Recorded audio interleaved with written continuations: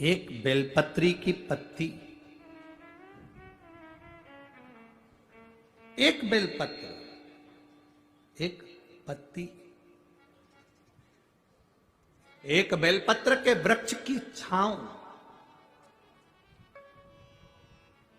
साधारण नहीं होती। एक जीव जो मनुष्य की जो देह है ना, इससे 4 स्थान पर रोज पाप होता है। ऐसा कोई संसार में नहीं जन्मा जिसने पाप नहीं किया। 4 स्थान पर प्रत्येक मनुष्य से पाप होता। पहला, झाड़ू लगाते समय छोटे छोटे जीव मर जाते हैं, उसका पाप माथे चढ़ जाता है। दूसरा, अग्नि जलाते समय, चूल्हा जलाते समय, गैस जलाते समय छोटे छोटे पतंगे जलकर मर जाते हैं, उसका पाप माथे चढ़ जाता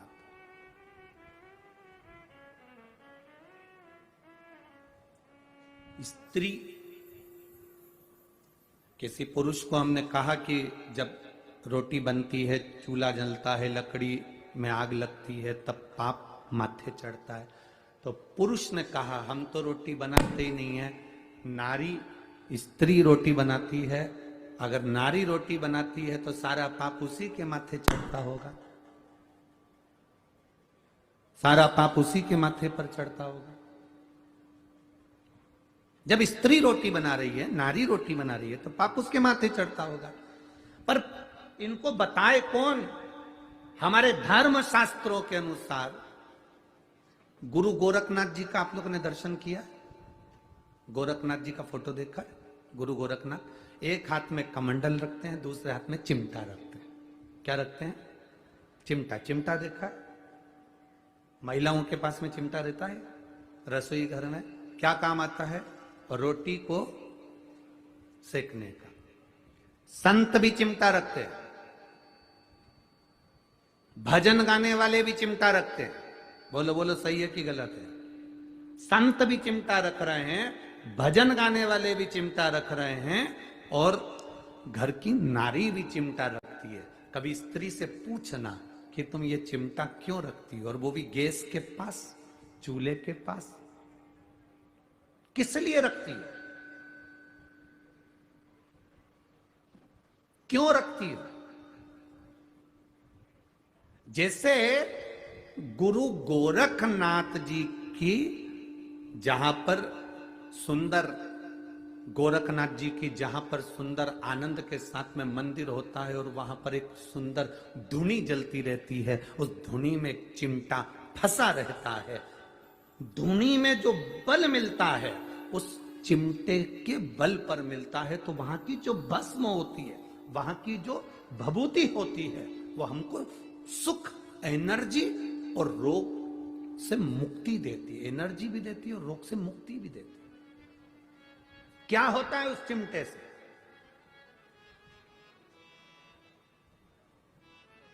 क्यों स्त्री के हाथ में वो चिमटा गया? कभी सोचा, कभी विचार किया? संतों की कृपा। एक बार गुरु गोरखनाथ जी महाराज भ्रमण कर रहे थे। भ्रमण करते करते स्त्री पर उनकी दृष्टि पड़ी। गुरु गोरखनाथ ने देखा कि ये नारी बड़ी दुखी है, बड़ी दुखी।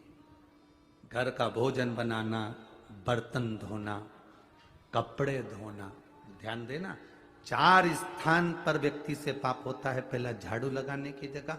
दूसरा, अग्नि जलने के स्थान पर पतंगे जल जाते हैं।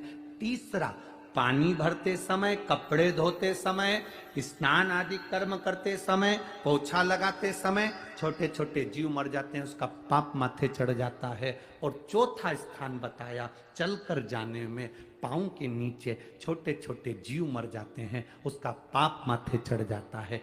4 स्थान पर प्रत्येक मनुष्य से पाप होता है। गुरु गोरखनाथ जी ने उस स्त्री को देखा, उसको देखकर गुरु गोरखनाथ जी ने देखते से अपनी आंखों में जल भर लिया कि ये नारी जगत का कल्याण करने वाली, इसके गर्भ में जो संतान जन्म लेती है वो विश्व का कल्याण करती है। और इस नारी के पास में पाप भ्रमित हो रहा है। जल का वो कपड़े धोती है, जीव मरता, उसका पाप माथे।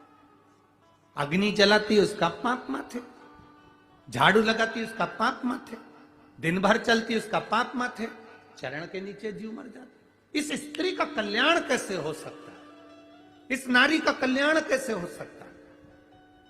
गुरु गोरखनाथ बाबा ने उस नारी के हाथ में, बस उसी समय नारी के पास में गुरु गोरखनाथ जी ने अपनी सूचना पहुंचाई कि नारी, अगर एक जैसा चिमटा मैं रखता हूं और उस चिमटे से पाप दूर भाग जाता है, वो चिमटा अगर नारी के रसोई घर में होता है तो पाप दूर भाग जाता है। कितनी माताएं बैठी हैं जिनके घर में है रोटी, कई काम लेती हो ना,